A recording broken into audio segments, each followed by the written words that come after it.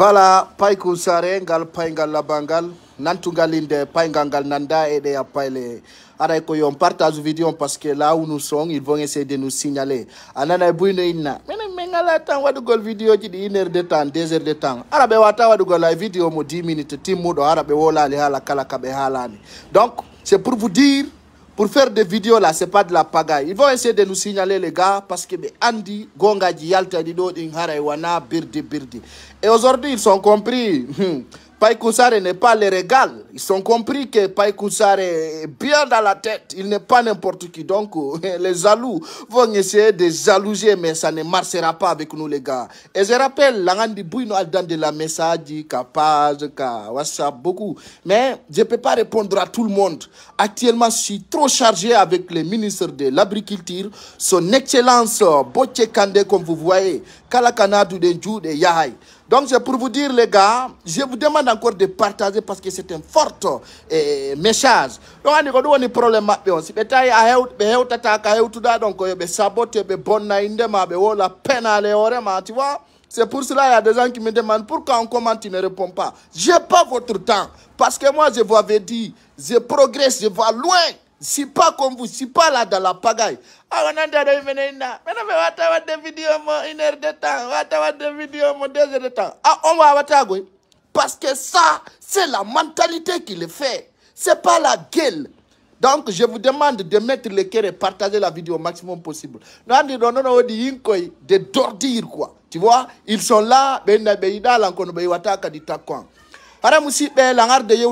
information à travers le président Oumarou Sissoko Embalo, le président élu par son peuple. Donc, on a dit le 4 décembre, au effectué nos déplacements qui étaient donc Abuja. Donc, Nigeria. About ka hewtiton hanki mi yewtu no tun fi arrivé makon e nder vidéo goto. Donc mi fala no yewtu golon ko woni ko yewta ton e nder wikulo. Donc je vous demande de partager. Nous là, on prend pas la propagande. Moi là, on peut se comparer mais on peut pas être comme moi, s'il te plaît. Donc on peut dire tout sur Païkoussare, mais on sait que on peut pas être comme Païkoussare. Donc les gars, quand le président Oumarou Sissoko Embalo, chef suprême de l'armée, awo andintini ton kanko e Alassane Ouattara et président Macky Sall, arabe andintini be forme de ko wiete comme force spéciale. Awo on force non unité, ben militaire be wona be formé de. Donc écoutez attentivement. Ben militaire be wona be formé de donc ko be barori ko wiugol ko fi terrorisme et antipoutisme. Ben militaire be wona be formé de ni télé Nigeria, Sénégal. Et comment on appelle Guinée-Bissau et qu'on a dit tatanon et les Afrique bendo hare kambe les lampe ben ka sous région do be jodi ke be yewti di be tawi o putis kolami do be wana wonantebe wana kellantebe be modjana Afrique be modjana Europe be modjana Asie be modjana États-Unis about ka be jodi le 4 décembre 2022 ka leydi Nigeria ka yete don Abuja ka capitale hare kambe do be joni be yewti be lambe do be andintini haray koma be forma unité wiete do anti-poutis. Donc dans ce sens haray non dundu lagine be wolu no fi mayru e ndundu ndu jodi ndu honno wiete Mali Bamako e ndi judi ndu Burkina Faso haray dum do jama fop ko yo andu ko clair ko information très propre haray be andintini tele lagine ton o dialogue fokkutudo do ko dialogue fenande ko dialogue Fernandé haray sedia on reconnaît ça ils vont toujours voir mes infos parce qu'ils savent moi quand je dis ça vient haray non comme yandi tinta do présidentiel ludalen la ngandi fondo do ni be leydi Maroc ça ni présidentiel ludalen ko lando awa présidentiel ludalen manipulation jano no arde hakenna ko Mamadi Doumbouya e clama ko CNRD be ma pikon e siku de Païkoussare fanki anda mi fankali min nami so de tedo nami yeyte tedo min ko gikke teddungal woni ko mi jokki kala ka fi pullo immi mi hewtay musibe am partager mi hala non ko be décidi do kambe CNRD awa forte manipulation hakenna ko be mapi fi au présidentiel ludalen artu la Guinée abe holli kanko ministre d'affaires étrangères on Kouyaté déjà be nangi di moto e maleti kange ibe filmi mo ndere hôtel ka wiete do Nigeria Abuja pidi di fuddike yaltude ko propre. Donc dans ce sens les gars on wado be do publicité ji Fernandé ji je vais vous bloquer tous Parce que dans cette page-là, vous ne pouvez pas en profiter ici de faire des publicités qui n'existent pas sur ma page. Donc, les gars, il n'est pas l'air. Mais l'air est plus fort que l'air. Donc, c'est pour vous dire, les gars. Haray, no andir don non, fiondo doni, CNRD no tandu de pieds njandudo. Fi présidentiel Loudaleng et Sidia Touré. Kon woni on piège nani ron non femme parce que mi ngem fo jandi ko do bloguero ñemete oy bu yarata jetta quoi. Mais venez prendre quoi, votre papa donne l'information les gars. Donc kambe CNRD be jodno kapale ko honno sellu Loudaleng artirta ko honno o dialogue national et assise national woni no neworta. Donc dans ce sens ils sont compris, ça ne marche pas. Première tendance, be négocier et boni yayi ancien président et bene be yewti di makko joni nane ko be wi konko be propose ni confi présidentiel Loudaleng yaw la Guinée waray be fala yo présidentiel Loudaleng ardu et commission sedia on kanko e Sidia Touré be ara la Guinée be jodo be signa accord be hotida e volwal gotal o medi nande dun jama dun no way wonde woko yo présidentiel Loudaleng ardu e commission sedia on la Guinée be jodo be signa accord dialogue yaltine ka mediaji conclu dun do yaltine ka teleji awami anditina présidentiel Loudaleng wata o jabo dun do no woni ko sakki toto wadugol ka adna makko si o wadi haray o jibi tiki si o wadi haray o wadi grande reine so o wadi haray o wadi hunde tawande koko o ninsi tata pour toujours. Donc CNRD mi do ande be no dilambe buy be négocier sous région dido buy fi yo sellu Loudaleng yaw fi yo assise nationale on lato o fi tranquillité yo wono lending be rewi ambassade américaine be rewi ambassade France comme andi tinta non présidentiel Loudaleng on tendance pénale ko be fala wadde marsata. Donc c'est impossible mi andi tinna do adna lon fop ta présidentiel Loudaleng holo on Sedia o wado yawo la Guinée boni yayi tabe holo commission Sedia o yawo la Guinée tom fi dum si nama yo assise national wad wala yo dialogue national yo sellu Loudaleng wonu inscrit ta o jabuta o acceptu on yay ko fekkata kom haray bawto dum ko dunta mi fala andi tinde fingal nelal don haray musibbe on bela darde o saydo la yuro on no ko kalka wondo e ka jodo don no andir don non ko yo sendutu yewtere ndem muradu mo fi yonde hewtu ka duado les gars. Kafendi do fiondo do ni awa bawto katawata le 4 décembre kanko président Oumaro Sissoko Embalo lando yida don ka leydi mu yida à l'extérieur yida à l'intérieur. Donc l'homme fort du pays o yahuno Nigeria awandintini taw wadugol première pierre findu sudu wonandu darne de Nigeria e fi o antiputis sori be wona be formé de ben fi sofingol be sori be wado be coup d'état haray dum don ko teddungal e jamao a non tele ndundu la Guinée depuis ndu nani dum haray nambara bale jombe minike ton awa Sedia on jabali ko CNRD fenan non ko mi ala no Mamadi Doumbouya fene wobbe ari ka pazang be habiti be demaxay dum be habiti kambe be tourniray dum no be falira anda ça ne marche pas comme ça. Moi, quand je donne l'information, je parle à la connaissance des sources. Pour une capacité. Mais vous allez me voir tant j'entends. Oyira ila wanangi. And mi ay do puino ils sont de réaction voilà ils sont dans ce point arabe andi foot ara chef d'état jay goto be anda. Ara goto anda be existe. Nous là, moi là je vais dire. Adama quand il demande qui je suis, va voir mes vrais recherches, tu vas voir. Aujourd'hui parmi tous les blogueurs guinéens, qui connaît notre ministre ailleurs? Qui peut dire quelque chose? Qui peut dire quelque chose? Nous ne sommes pas de même. Quand nous donnons gotung aleteng, wana information gotung joneteng, wana ngotung. Awa tele lagineton, puje yalti de Mamadi Doumbouya addi, puje waraide, puje piaide. Angandi, mi ala ni on pandi on silamike, on nisita ilang Euro Meral Fataran. Je l'aime beaucoup. C'est un papa qui a contribué de tout ce que mon aventure avance. Donc les gars, pour les waré de yalti la Guinée, ko be natade ko même ngagno. Aba ko Mamadi Doumbouya impose dum kandi yan yarete dan. Yala no jama mini Mamadi Doumbouya dana yon tana. Awande be o tifure ko puje woni sabu makko puje. Donc ko renagol, nyamugol, yargol ndi ngara na forage, ko très dangereux. Le Poutis veut imposer une maladie chronique dans ce pays pour qu'il installe, pour que l'ONU, Nations Unies, les aide à avoir de l'argent. Ça, je vous rappelle cela. C'est quelque chose de très franc. Il y a un daron, un de médiaji.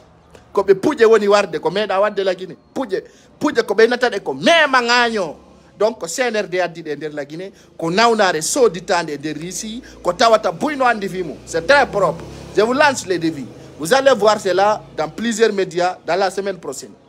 Donc chers compatriotes, no andi do non kan Samori sukabe buyno jodi kalum harino sikkude Mamadi Doumbouya ko gido mabbe yala la ondo yala no Mamadi Doumbouya ko ganyo mon ko andirta Guinée ko komo buri e sarne mo wawal yobugol fonctionnaire no way recruitugol militaire mo wawal yobugol fonctionnaire jo wondo gollande état be wawal yobugol force spéciale ko honno be recrutirta militaire ko be naada ko ayna be hombo awazene tidiyambe buye yummirabe wonno be pirude telen kalum ay kalum kay yoton don nyande gore o yi ay tumbe majibe nato e kander palais Mohamed V awa ko manifestation mawdo wadi kalum hande partager vidéo au maximum possible manifestation jano rewbe ben ka marché yalti e sukabe ben woni ko yalti première landagol mabbe gol woybe nabi ko aydiji mabbe ka wete don kan Samori wo fiyo be windite ka armée chef d'état-major de l'armée on recrutude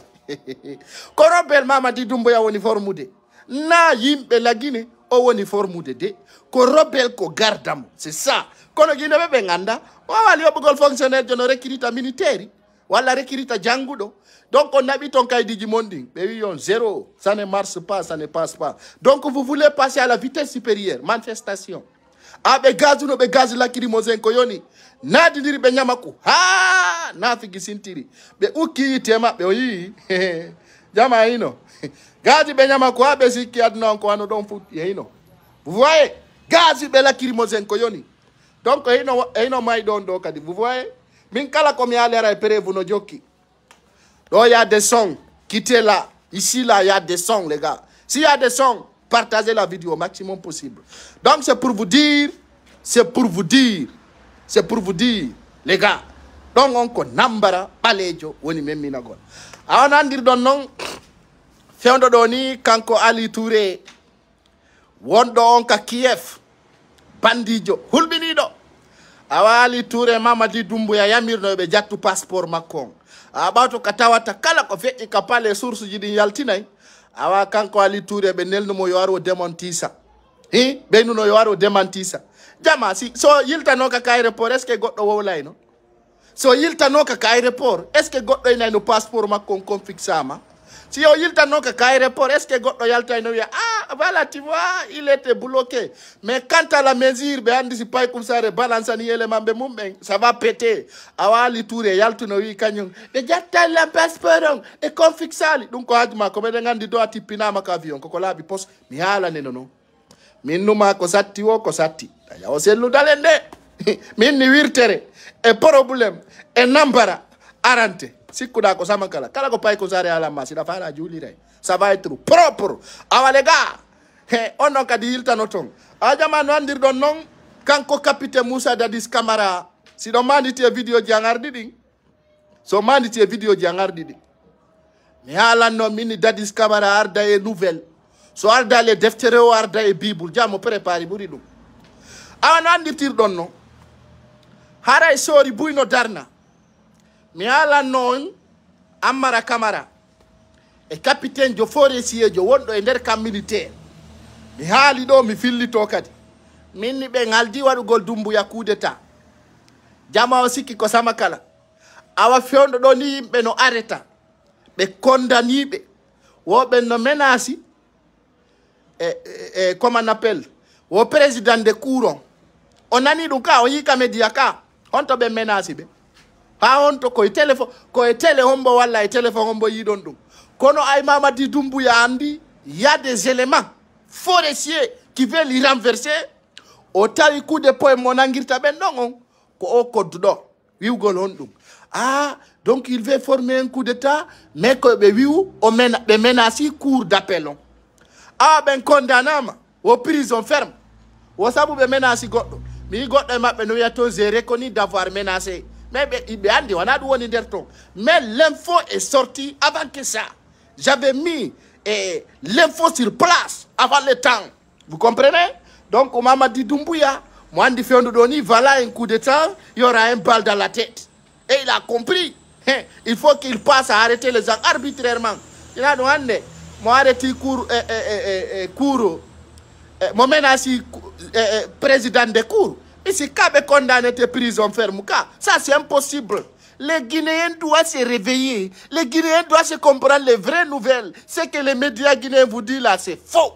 C'est moi qui vous dis la vérité. Il n'est pas l'air, mais on a regroupé les 1000 personnes. Les gars, partagez encore au maximum possible. L'info est là. On a dit qu'on ne force pas écouter, c'est vous là. Vous qui partagez. Ce n'est pas les gens qui me regardent. Hein. On dit que ce n'est pas le nombre d'abonnés qui compte, c'est le nombre de partages et likes. C'est ça qui compte aujourd'hui. C'est ça notre différence. Donc, kala yido de la haure vidéo an. Mina ya okorambu di ko milandi ko ya partage nan. Gido maya ganyo ma haura mu. Donc dans ce sens, quand le capitaine Moussa Dadis Camara, il m'a dit ko, il no dit ko happy. Awa Dadis Camara holli no nauni. Ayo wi mo nauni o wawata hala. Président de Kourou on panique o wadi yotere de Guinée bebe remarquable. Tellement que président de Kourou on ngaldi o woni o wawa jawdu do ko andi sa yari ka o wayar dare da jawdi. Président de Kourou on panique mi janga na on do ko tawata o remarquable. Je vais vous dire cela. Je vais vous dire cela ce soir. Je vais vous dire cela, vous allez comprendre encore. Combien de fois Païkoussare contrôle la cité? Combien de fois Païkoussare voit les choses? Haray hakken na ko président de Kourou on panique ko. O andi ko ngoyi wo o renvoyé procès le 12 décembre 2012. Ya ndaron, ya yilti ton vidéo ngedo do. Président de Kourou ka criminel do. Ko wi, je renvoie le 12 décembre 2012. Kodungo wawli. Mindar mi tawi président de Kourou no ngaldi, himo paniki, himo wadi, c'est-à-dire il était inscrit de sa sauce. Il était paniqué. Ayo landi ke Dadis o jodo to so daroto Dadis wi mono nawni. Ayo famille Dadis fala ka halude, o wi Dadis mi forsa tama ya wul. Kono ay ndaro yama. Lignitama ko wowli ko. Kanko ko wi ko le 12 décembre 2012 ko do ngandoton labo ndira kay ka wona nyaawede don awa Dadis Camara mo andi fore chebe ngalanimo. Ils vont pas tolérer ces connards qui s'appellent Mamadi Doumbouya. L'humiliation, ils vont pas tolérer. Ils vont les taper. C'est quelque chose de franc et propre. Kodjama on sikilani lanali de ayongandu le 12 mois 2012. Ah, mais vous savez, quand Païkoussare dit, les connaisseurs connaissent, moi, je ne crée pas de power. Quand le président de Kourou, parce que mon Aldi, il était étonné de voir ça. Il était paniqué. Il était arrondisé. Il était rosé. Parce qu'il était paniqué dans ce sens. Vous comprenez? Awadjama o combat me jokido. Parce que mi bouy no azuto. No ena présidentiel ludalen. Ola li figi do fulbe. Est-ce que ene wombe wat de vidéo ene ngese ludalen den signi contrat? Ono wombe wat de vidéo ji. Est-ce que c'est ludalen ande wiyo yompiram? Je vous demande cela parce que ndeda wada hunde wo. Eto anda si tayi ko fi hore ma wonda wadande e si tayi ko fi goddo. On andi bouy no azutiro no wada vidéo ji j'ai bien bel dit. Minni koko mi watta do. Si pila, sokila, c'est l'udale wana responsable. Par exemple, c'est l'udale signe da e blogueur ay goto contrat. Na o avocat ay goto. Ko ndo don famude. Est-ce que hande mil cadre de IFDZ nangite c'est l'udale ronka halude. Donc je vous avais bel et bien dit ande kala ko won on wolude. Kala ko won on wadde. Ça dépend de vous et vous êtes responsable de ça. Ça, il faut que vous mettez dans vos têtes. Allah do blogueur jay goto wi yo no signi de celu dans un contrat. Kano wodi. Si y en a la personne à dire. Il no wi mi celu dans le signi no contrat, awasi minanga ma oyalti no yaila. Walla o la fi homboy me. Hay goto. Cette combat que nous mêlons, on ne le mêle pas à cause de celu d'Alain.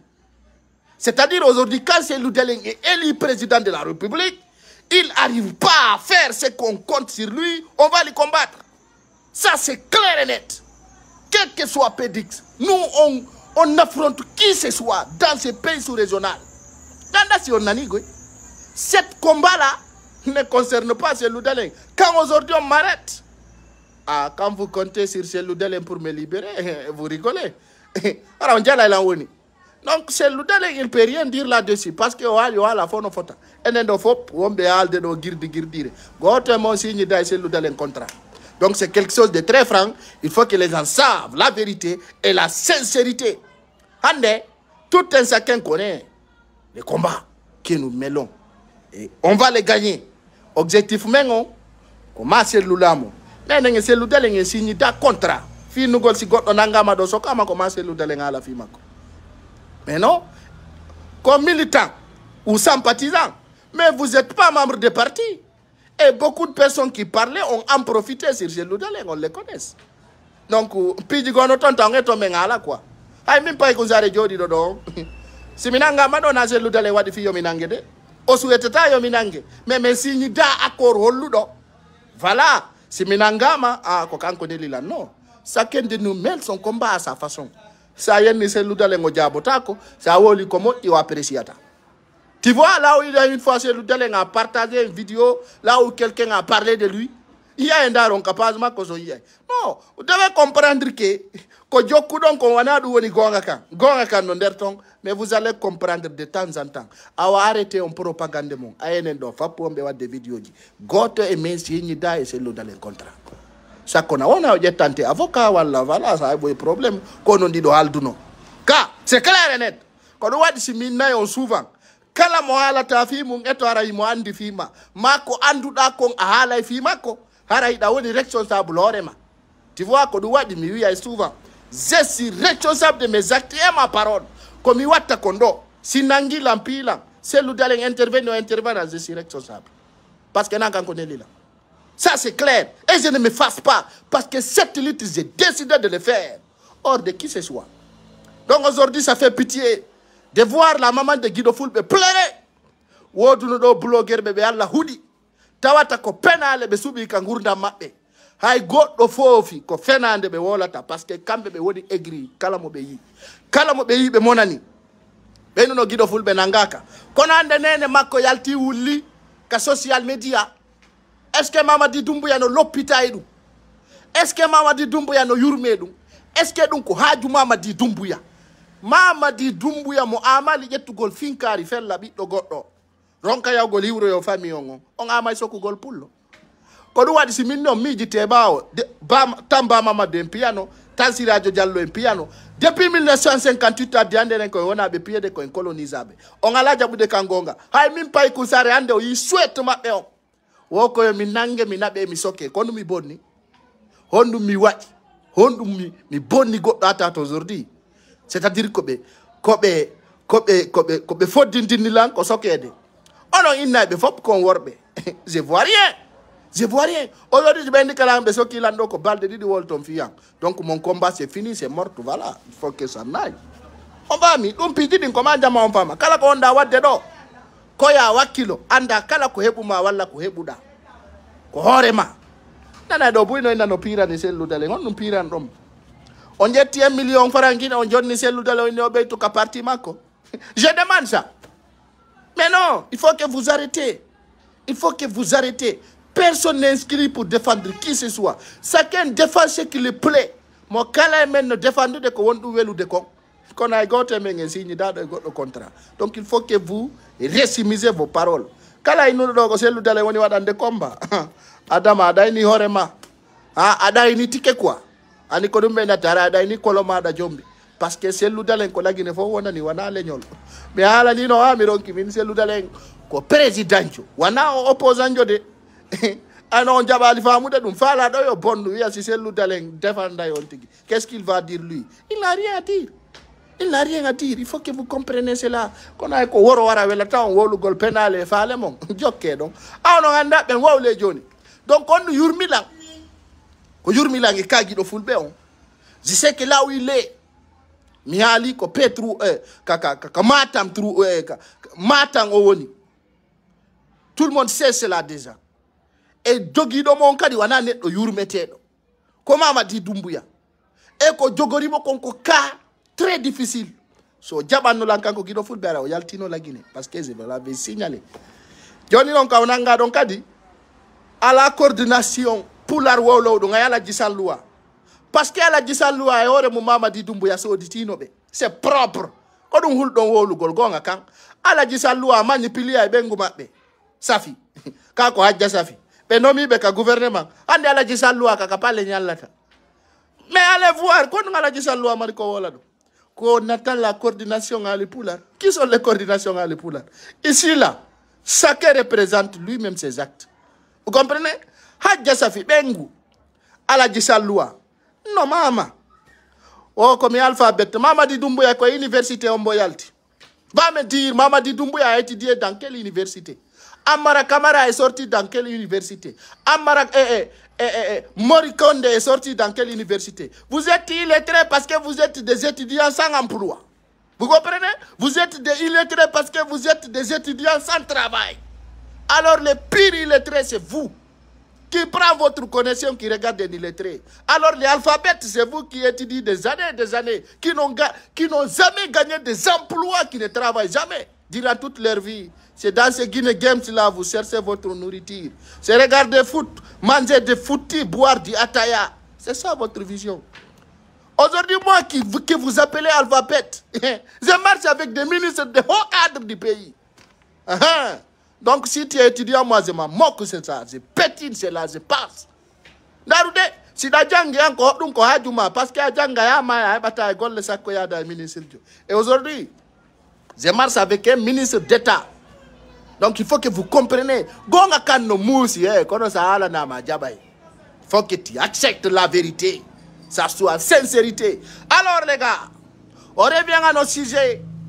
Sans douter, on va faire ici une heure de temps de live. Les gars, c'est pour vous dire, les gars, encore. Partagez la vidéo au maximum possible. Lady la Guinée, un weltani que président Oumar Sissoko Embalo. Pourquoi je le dis ici ce soir? Parce que Harry manipule certaines personnes. Harry manipule ego. Famille Nangolong assise nationale c'est reconnu international. Hey jama. Andata la mu no weli hala mo da walla abatto da lamu. Allah yo pullo lamo la Guinée.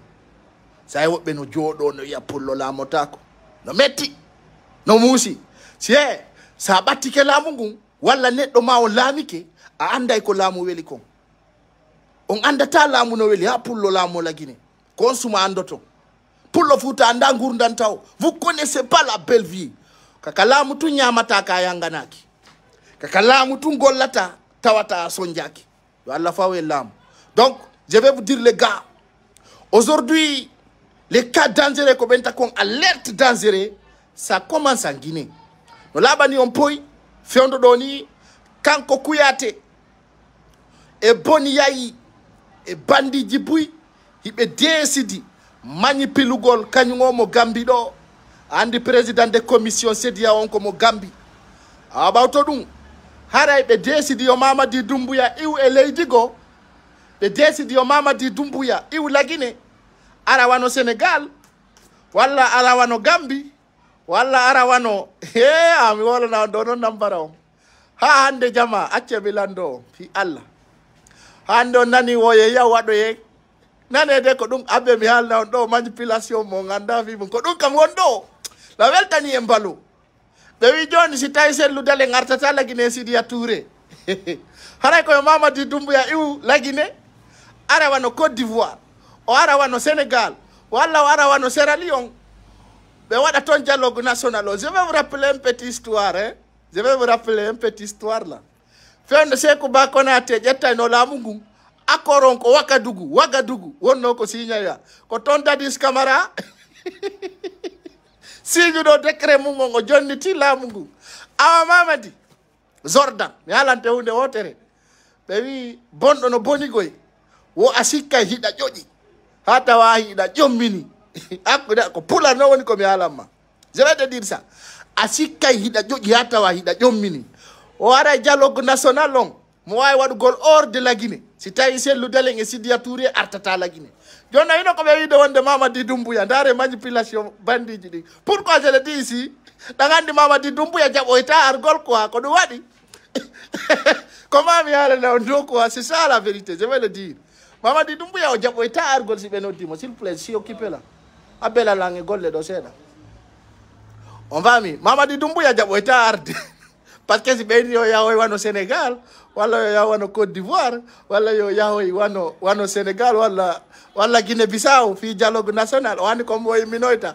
On a moyen voilà, on commissionne les membres du gouvernement. Quand on tigi en personne, on jabata déplacer de wara. Donc dono ngono difficulté o. Si wano Mamadi Doumbouya yo aroi, ko kidnapping direct be wata hudado. C'est-à-dire be haqqay mutunga yo riken be jodina da be nela goddo yo yawt inna voilà quelqu'un va faire le gouvernement de la transition. Donc, si on a des Mamadi Doumbouya, on a pays étranger. On a des assises nationales et dialogue national. Parce que nan moja ko président Oumar Sissoko Embalo biko. Wo ko forcer comment société civile et opposition be wada dialogue ko par la force. Là, ça n'a pas été bon, Docteur Fayamini Monoé, nous voulons haï l'automne. Ah, ni dialogue national au l'attaque. Et puis, Kadi, c'est dit à oui, que kisan. Et dadis. Oh, il me signale de parce que Gonga kan fout que Kodouadi, Toroto, on partage la vidéo, s'il vous plaît. Oh, il me fout que l'enseignant de parce qu'ils sont peurs. Mais il a Gonga kan yalta. C'est pour cela, je suis passé moi. Ils vont essayer de me signaler, de me détracter, de faire tout pour ne pas que le message passe. Parce que Tata Mpinirani. Donc, ils vont me signaler pour tout faire. Tout faire pour ne pas que le message passe. Parce qu'ils sont peur. Il me voulait también forme Guinée, quand on la menace, on va t'attraper à Bissau. Quand tu viens à la frontière, on va t'attraper. Mais là, on va t'attraper. Minami ordinaire. Minami, je ne suis pas en cassette. On partage la vidéo, s'il vous plaît, les gars. Partagez la vidéo au maximum possible. Pour ne pas que les ennemis là vont essayer de nous signaler. Oui, il y a perdu l'audience. Il y a perdu la vidéo en fait. Donc, c'est leur stratégie, ça. Ça, c'est leur méthode. C'est leur façon de faire. Parce que bien dit que voilà, je vous explique. Mamadi Doumbouya dialogue national dans les pays étrangers. C'est dit à propose. Alors, quand le ministre des Affaires étrangères a eu une bonne solution. Jawa. O tawi ɗum ko bon idée koye Mamadi Doumbouya yaltu o koye Mamadi Doumbouya yaltu o yaaka leyɗe étranger o waɗa ton dialogue national on. Donc c'est pour vous dire ça va encore péter de plus. Donc c'est compliqué. Jonnon ɗo gandi ari CNRD on no tori mbuuɗi no landi sartiji fiyoɓe jaɓu wo fiyo transition on fuɗɗo. Donc ko ɗum waɗi iɗe welti fiyo anti-poutis wona ɗo créé fewde ɗo fi laggine e Mali e Burkina Faso. Haray ɗum ɗon jamanko yo andu ko hunde laaɓude poste. Harano musidɓe am wonɓe landarude on dialogue national ɗon jooɗe heɗo ɗon yon ko kirɗi e ko yurmi ko kirɗi e ko yurmi woni arde ɗon. Donc les gars haray ɗon andi kanko Bala Samoura le haut commandement de la gendarmerie nationale min non Mamadi Doumbouya ala desde kilo ngaccay non hakke yahugol darna Bala Samoura inna yawka justice. C'est impossible. Si Mamadi Doumbouya fijiri ɗum hay on président de cour Bala Samoura waraymo. C'est pour vous dire les bandits se connaissent. On voit des ande minio mi armi waɗana ngo vidéo ɗo law fi on va les infos parce que quand il fait nuit je peux pas faire des vidéos. On andi si da gollude de laamu. De temps en temps, ils vont venir trac. Et voilà, il est l'air, vous allez aller. Donc, c'est pour vous dire, les gars. C'est pour vous dire, les gars, encore une fois de plus. Une fois de plus, c'est pour vous dire. Entre Bala Samoura et Mamadi Doumbouya, ça va encore péter. C'est là-bas, les cas. Parce que n'y a de kala Mamadi Doumbouya siki. Mais à la non, au sous-sata, woula, ma mirmiro yalti, kono sous-sata, nangoy gol Bala Samoura. Be inata konge pular jinna susa bare nyalorma ko gonga o mo kala no andi buyna do bemmum kono ko bemmum burani dum awa antir bala samura e Mamadi Doumbouya nyande kala o yini o yahay o darno yamu l'histoire va se répéter comme Toumba Diaguité Dadis Camara. Je le répète ici encore et je l'assume. Je vous parle à la connaissance des causes. Je vous parle à la connaissance des sources. Donc c'est pour vous dire les gars, n'ayez pas peur. Parce que la peur vous détruit. Mamadi Doumbouya wawata darnu golon. C'est impossible. Donc ben no be darna mo kanko essayer kanko général Baldé kono voilà, ça ne marche pas. Donc oui, j'ai déjà parlé de cette manifestation à Kaloum. Kaloum bebondirte. Mamadi Doumbouya, kono jibi. Mene me ngandi Mamadi Doumbouya ko piji didi ha bimo. Ko be waray mo walla be habba mo ha oyora. Ça c'est propre. C'est le moment qui vient. On doit si coup de bébé Mamadi Doumbouya wulini. Bébé Mamadi Doumbouya wari bibbe mo ya ben nene mabbe no habbi nduri edumu. Ndare wana kumpay ko walindra. Ndare ande babe mabbe he on si coup de laniray ni. Jode hedo don. Alpha Condé de bewno ko sigadi piji do wadayno. Tay marsata. Acce seda. Habbe Mamadi Doumbouya be film na ka débide kaka fin. On va miner. Aujourd'hui, grâce à moi je fais des vidéos aujourd'hui qui fait des millions de vues grâce à vous. Anana ben n'a pas consaré fena ko no be wata ba wangi be do jemma nyalor ma bimbe kikide. Tous les temps, tous les moments ils sont là. Donc voilà, il ne peut pas détruire notre combat. Notre objectif est là. Donc c'est pour vous dire actuellement les CNRD se trouvent dans une panique totale. On a non ngalda le Dadis Camara jama. Dadis Camara monauni o anda na unare makone. Wo anda ko mustamo. La ilaha illallah Muhammad Rasulullah. Belande Dadis Camara ti souffre de quoi? Oronki andude ko hondu woni mo musude. Tay o anda ko woni mo musude. Wo wawata hala. La jila. Dunia. Ajama mengala non procès 28 septembre ko procès manipulation. Ko procès juutinir do transition. Awande labani onka Dadis Camara na ronda do adda, na habba do adda, na piya do adda, ni sikki na hore wowlata wana hunduko. Mais o darna ka bar o wi ko minité kanko wawata halude. E landi mo ko on woni mo musude tawi o anda. O wi c'est le nerf, c'est tout le corps. Be landi mo kadi ko ha honde hada o ndikki wo anda. Jawa. La ilaha illallah Muhammad Rasulullah sallallahu alaihi wasallam. No, be kala kayale lagini ara no téléchargement. Bado si danau ni ara dandi ko mustama siko bernde, siko koyde, siko redu, siko dande, siko hore. Dadis Camara o kanko o anda ko woni mo musude. Je vous jure, mais je suis paniqué, je suis étonné. Oh kakurta oi quoi, vous allez vous asseoir ou bien vous allez vous arrêter? Dadis Camara aussi, vous me permettez, je ne peux pas parler. Mini non, incroyable mais vrai, les gars. Comme quant à l'histoire, quant à la vérité, ça montre que c'est pas sincère. On doit dire mignon.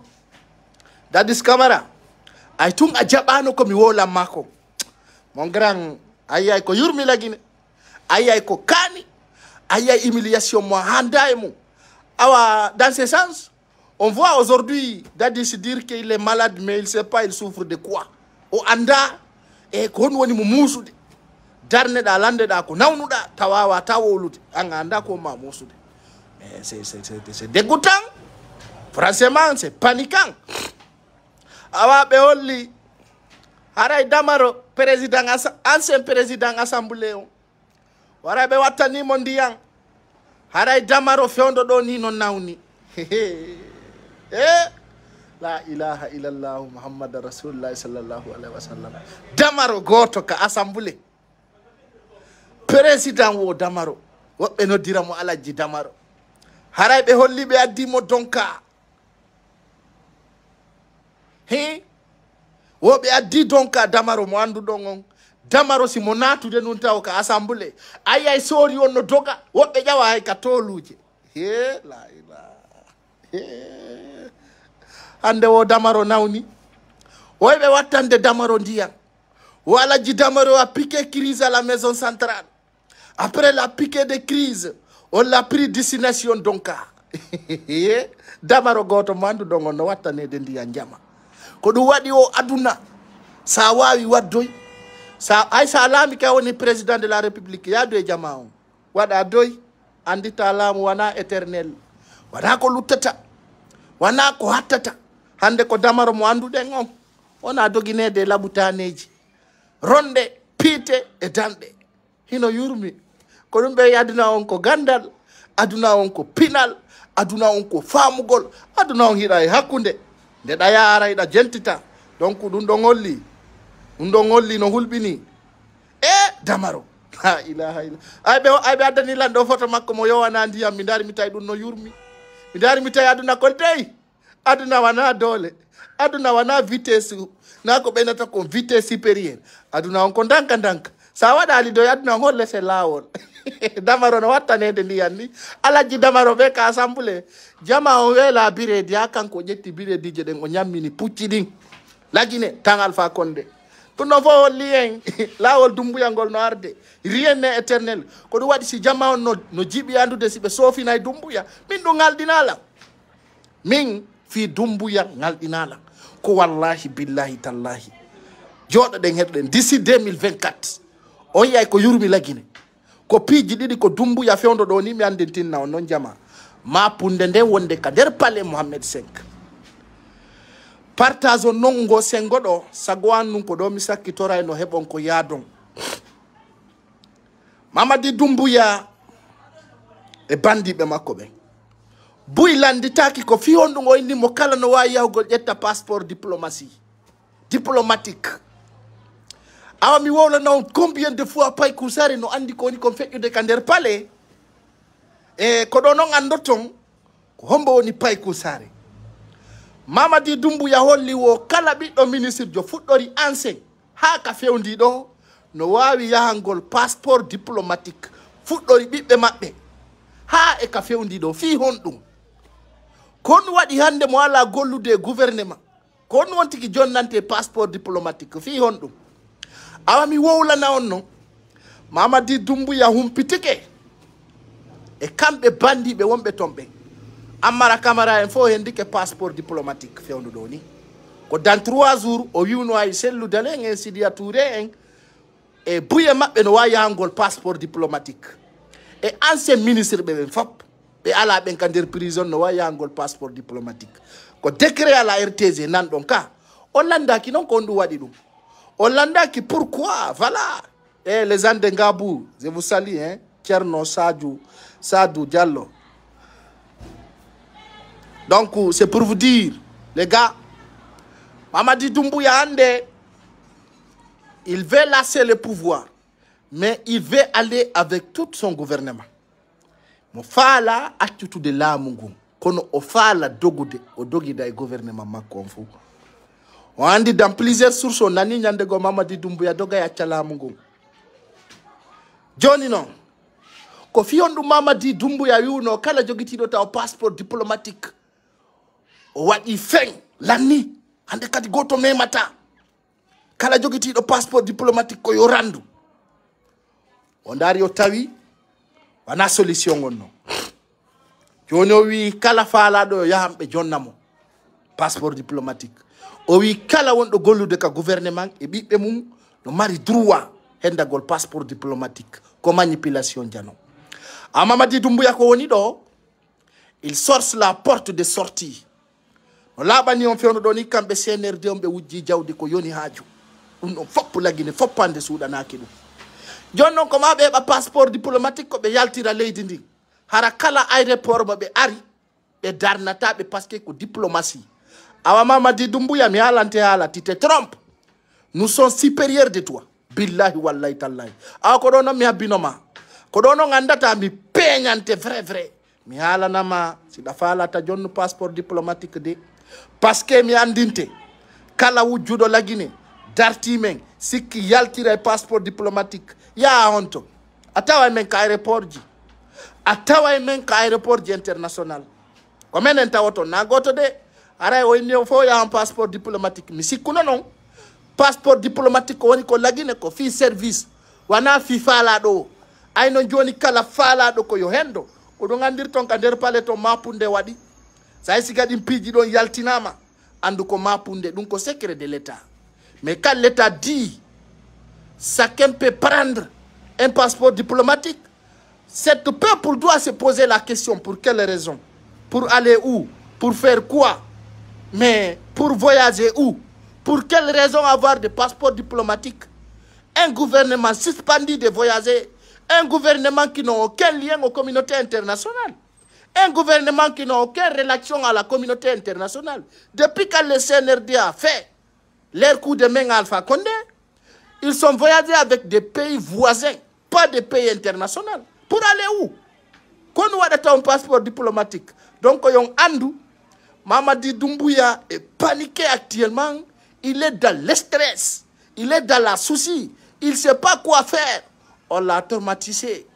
Et actuellement, il est paniqué. Et actuellement, il a compris que ça ne marche pas. Alors, nous avons côté d'Ungalemon. Hakuneng Allah. Il y a un daron, un décret de KRTZ Yaltina. Ou kala ancien ministre de Noa Yangol passeport. Nous faisons ici Diatouré, c'est l'Oudaleng, et qu'on a dit Tataïmoun. Déjà, il y a des jatifos, Benika de Ben Noa Yangol. Quand nous faisons que birdi. Ça ne marche pas comme ça. Alors, les gars, c'est pour vous dire encore au Parlement médecin que ça panique. Oui, je suis un ministre. Voilà, ça taille un ministre. Voilà, Noa Yangol passeport diplomatique. Ya, ni commercial. Awadum fait yata donc mais impose à un international sina hors du gouvernement awata bouzude nous na yurmie dile de la Guinée, il y a une panique totale les gars. Alors c'est pour vous dire là-bas aussi ça va péter anandi do non fendo doni musibe on belandaru de fi gesede hare Mamadi Doumbouya no yawno jatti ngesa goddo hani maroko waaka ka photo wadano où sont les rila honto maroko ko du wadi mi halani o minni Bissau fokkitani développement leydi no développa e nder duubi didi leydi no développa e nder hitande leydi no développa e nder balde leydi no développa e nder duubi awa kanko ministre Bocce Kande kon wadi simi ka video ana o ministre jo yawo tiro photoji e gese nan be nge wola na be fami mi réaction mabbe on kanko ministre jo himo ka terrain kala ministre de moyida batota ko population mo hande da susi nugol Basiru Diallo yar koloma hande da susi nugol Ousmane Gawal yaw e ngesa goddo susata hande Ousmane Gawal no susi battagol goddo susata parce que ko bandi ko délinquant awa Bissau do ministre be sepira wa civil a fotta do ministre joara sina yimbe be ngala mako ministre joara mo wadi wesoru andi de be inata lancen tiadeji ka on fotta do andata ko ministre hari président mabbe on do le président de la république chef suprême de l'armée Oumar Sissoko Embalo hari on fotta ka quartier ji gamo dogina vélo hari dum fawno do kono la Guinée ministre de moyida no fe yaay ko lando woni arti wi wawre ndeng ay ko lando woni feide adu no hawni e leydi vrai awa bawto dum maro ko Mamadi Doumbouya remi ko menen me yalde on n'a pas encore vu les riz là et on comprend que les 5 hectares là ne peut pas nourrir les Guinéens 5 hectares on va donner 200 000 hectares les gars c'est pour vous dire encore la Bissau va évoluer dans leur programme dans leur stratégie alors monsieur on belandaru de la weltanion pour tous vos soutiens pour tous vos programmes et je remercie aujourd'hui tous les gens qui m'apprécient, qui m'encouragent. Je sais aujourd'hui, quand j'arrive à tel niveau, si je ne gagne pas de la sabotage, je vais dire non, ça ne marche pas. Il faut que des sabotages aussi. Il faut que des critiques.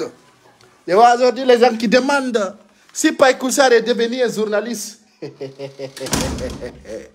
Les gars, c'est pour vous dire, l'enfant que vous voyez, je suis le papa des journalistes.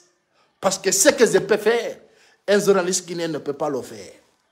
Je vais dire aujourd'hui, beaucoup de journalistes de Radio Espace FM sont complices de Mamadi Doumbouya. Et beaucoup parmi eux sont conseillers à la présidence.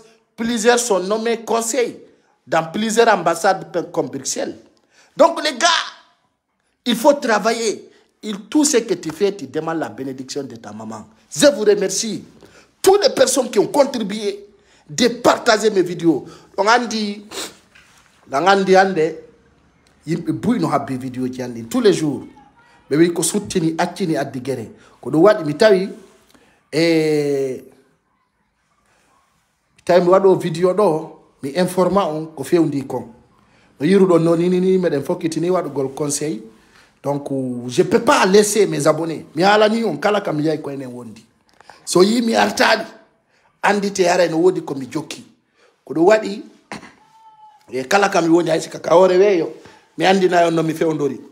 Be wi o kala ka ganyo ma wodi yara gido mano donc la weltani kala yidudo lan kala anyudo lan yo alla wurne junne balbe ya pay ko sare no évolue ya pay ko sare arrive dans ce modèle top 10 ya pay ko sare mo habano ki be wi mo wi no ma sikku no hewtata lando mo so sikku no fejjata awa sikku no be marsata alla wawa bolonda bondo gouvernement alla on daraki e pays goto gouvernement alla wana gouvernement transition sakara fejjay gouvernement alla on ko naturel. Donc kala mo Allah wifani petit moy darto to yite nge Allah hubbini nge godano to wetora haray ko Allah hubbini fi men mi do weltani on haray ko andi gollon fi gido fulbe j'ai des renseignements propres kono no yurmi mi hande no satti ka bernde am ko mi ko biro makko no wulla ça m'a tellement touché kono mo mi andi be moy wullani on be tori fa bo onane do yurmetedo Mamadi Doumbouya mais en andira yeso kon be wi kala wullindo sonnajo kala wullindo debbo kala wullindo nene mum kala wullindo nene goddo e hore toñi ya Allah bal on andi so yi buye bay perda so yi buy gera hewtata ka fala don ko bernde mabbe nde woni laaba tagado ta woni wullingol jama'o j'aime pas mi si don wattani ila mi jabata goddo wulla kam mi woni mi jabata toñugol c'est-à-dire ça me plaît pas dans mon cœur si mi toñi goddo mi andi mi toñima je ne serai pas à l'aise parce que je vois ça va me faire mal dans mon cœur no sati na hande non neniraɓe men ɓe fuɗɗa wullinede koko anduɗen ɓe wi no wowtotako soñja ɓernde wondotako ka nder soñja ɓernde wo kala ko sonju ma kon ka nder bernde ma no wawi wonde sabu ma hara musidɓe am ɓe landarude ko gonga nene giɗo fulɓe no yurmude lam kono miɗo andi Mamadi Doumbouya wana yurmeteɗo parce que moyni yo Mamadi Doumbouya si goɗɗo wima Mamadi Doumbouya no yiɗi nene mum Mamadi Doumbouya a fait une occasion pour montrer aux Guinéens que il est opportuniste. Mamadi Doumbouya yida nene mum yida goddo sabuna yidudo nene mum wullinta nene goddo ça c'est un message très propre yidudo nene mum wullinta nene goddo mi sikkuno Mamadi Doumbouya ala ko nangira gido fulbe ay gido fulbe na jawdi mari na goddum mari ko tawata ha bonnay kono hande ay tun ko pullo ko dum be nangiri mum c'est propre fi tun ko pullo ko du wadi o combat mo wonde melude do wona combat selludalen no wawi yawde accida dum selludalen no wawi accutude politique ko accida dum parce que selludalen tawdudu e mawbe men goy sidama anditi fewndo Ba Mamadou ari fulbe no wullinede Ba Mamadou wali mayi acci fulbe no wullinede selludalen e Bawuri ari be tay fulbe no wullinede Bawuri yayi acci tay fulbe no wullinede awa wana selludalen addi dum walli o ko si selludalen laamike sans anaye ça c'est vérité ça c'est la vérité kono wana selludalen de addi on ye wulline e min do depuis mi fini mi manditi min nani pullo no wullinede nder la Guinée awa o lit koma wakkilo demmo kala ka wonden kala no wontirden e fulbe ben fo andi hande ne fulbe la Guinée be ngiden bittina grâce à nous parce que hande sa yi la ngara Bissau do fulbe Bissau jokkammi fulbe Bissau yidammi parce que be yi wi ko kompay ko jokki kon na fenande nani ko laabi maɗo namin to watta vidéo ji Afrique ɗo wodi ɗo ɓurɓe lan wodi o ɓurɓe lan gandal wono wodi ɓurɓe lan sabu kono ay ɓe andi a kumpay kon ko jokki kon duuɓi jelu hiɗen wondi ɗo duuɓi jelu hiɗen ɗo duuɓi 4 no fokkitani 5 hiɗen jokki golle gotum ha hande Paykul Sare wiyali on fi goɗɗo waɗilan mi ronka yargol mi waɗa vidéo hay ko yimɓe 10 darata duuɓi jelu mais ça aussi ɓe wi mo kala no mari occasion ko Allah ɓe wi mo kala no mari ñalande. Donc c'est pour vous dire, je vous remercie beaucoup. Et wawata waɗirde wasika quand même wonɗen. Donc c'est pour vous dire, j'ai pas oublié étant aussi ko goɗɗo no wawi changer de combat men on hiɗen jokki présidentiel ludalen ha o laamo o wona sabu sanza hande sa e fulɓe ɓe Bissau sont fier yimɓe Bissau ɓe no woni fier ɓe andi aja pullo no wawi laamade jam wona hande ko ɓe woni wiide Laguine si sellu laamiki il va se venger hani ko ɗum woni Bissau ɗo hande ko président Oumar Sissoko e mbalo laamiɗo no ɓutti dok Sénégal Macky Sall no ɓutti dok Adama Barrow no ɓutti dok ko darɗa ɗo nokkel puisque fulɓe laami pourquoi pas en Guinée ñalande ngaray ɓe wi ñalande ko woɗɗude woodi nde hewta ala c'est propre maynuno Alpha Condé o haɓɓete o yora holtanoko donc hande ɓe pirude fiyo selludalen hotu ɓe pirude Laguine fiyo selludalen hotu ɗum ɗo noon laaɓani on poyi donc langandi kadi janngo wano ɗo ni en waway kadi argol e waɗa piiji boyi haray jamma ko andintingol on projet an no fokkiti Laguine projet mawɗo nandirɗon noon Habib Fata ko c'est mon artiste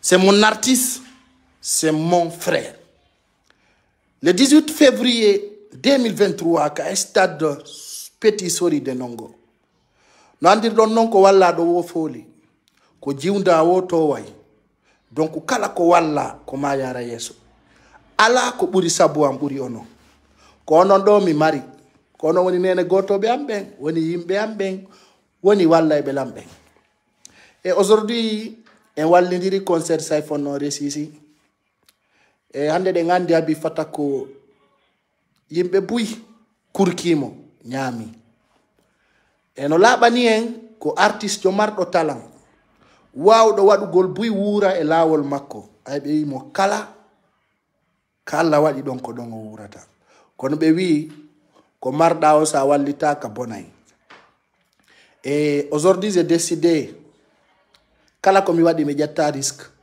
parce que onon ɗo tun haysi ko 30 000 personnes ari walla 20 000 walla 10 000 personnes onon ɗon tun ɗo gayna haaju haray lantoro le 18 février 2023 kala wawɗo lan sodande ticket fi artiste jon kala wawɗo lan soutenude fiyo artiste jon kañum kadi progressu o wona ka tawata ɓe artiste ɓe ɗimme e makko no ɗon hara lan tori on ballal donc ça c'est à vous de vous dire donc ɗum noon sammi feƴƴude mi andintinnayi on ɗum noon par ce que ɓe wi ko finuki wombete ko yiɗɗa lan wo ko si a yiri lan golle wiya miɗo wakkili walla miɗo foofi haɗa ɗum ɗon kadi ko teddugal e mon le 18 février 2023 en waɗay e concert Habib Fata ko on soñji makko buy fewɗo ni iɗen réalise ugol clip ji goɗon andi premier clip makko heeɓi 1 million de vues sur YouTube grâce à nous par ce que hande kala komi waɗi kala ko yiɗon mi réalise walla kala momi walli donc vous faites partie de mes projets. Donc sans vous oublier hande ay mi yahi ɗo mi wonoyi mi wawi wa Bill Gates taw yeccutu ko enen fuɗɗode kadi mi haalanayi ɗo mo kala abonné jo an marɗo haaju e an n'évite pas de me contacter si mi wawali wonante sabu si mi ala sabu kadi mi wolanama mi wawata donc ko ɗum woni nder ton aɗalan weltani on surtout ɓe partageaɓe des vidéos je vous aime beaucoup que Dieu vous bénisse donc piji buyno feƴƴude ka Sare Conakry kono ay ɗo voilà si se passe moi juste je montre pas tout ko ɗum waɗi min on chaque moment je vais essayer de faire une vidéo d'1 heure de temps que vous pouvez voilà bien entendu prendre des nouvelles même si c'est pas tout mais mi ñemitana on gokkum en fait et aujourd'hui je vais dire na blogueur de Guinée jo fo waɗata 100 000 vues moins de 24 heures tout ça c'est grâce à vous donc je vous remercie beaucoup l'audience se augmente tous les jours. Déjà dans ces pages-là, on a 270 000 abonnés. Qui je suis? Comment j'ai fait pour faire ça? Grâce à vous. Donc, je vous aime beaucoup. Que Dieu vous bénisse.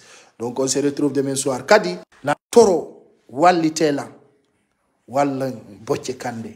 Sa neɗɗo yiɗima, ɓannima ɓannitima holikema ministre jo wonɗo Afrique ɗo ƴawnima e oto ma a jama ɗum ko giggol kombo waɗi ɗum ko onon sa yande Paykun Sare no ɓatto ministre jo landomo goɗɗum c'est grâce à vous.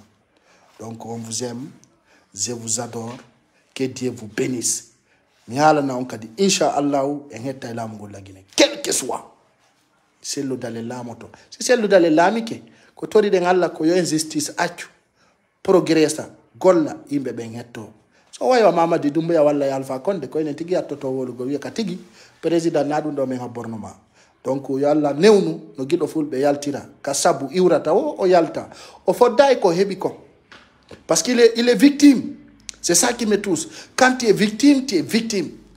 Donc, si neɗɗo manipulama sa ardinali hakkil a tampay ndaru hay lanɗo leydi on mo mari conseiller innayɓe ma he a sa waɗi ɗum ɗo moƴƴanama de ɓe wile si nowru nanata ndu daɗata tagaɗo si wowlanama ko yo jento hay si o waɗata fo fenantama fo ɗaynatama hande buya nananayna ɗo Paykun Sare a duwama jombude ɗanday no Paykun Sare wuriri tu vois yimɓe ɓen ɓe wallatama no progressira kono ɓe wallete no moɓira si a moɓi kay ɓe wallete no lancira donc piiji buy no feƴƴa hakkil ko mafe ɓandu donc kala mo hakkille mum ɗen piyi ko feetuɗo awa tagaɗo fof no duwa ɗaɓɓugol ko wiyete kon conseil yimɓe yoɓe ma he tawa ɗum hunde nde moƴƴanama de par ce que na may gongol tum bonanma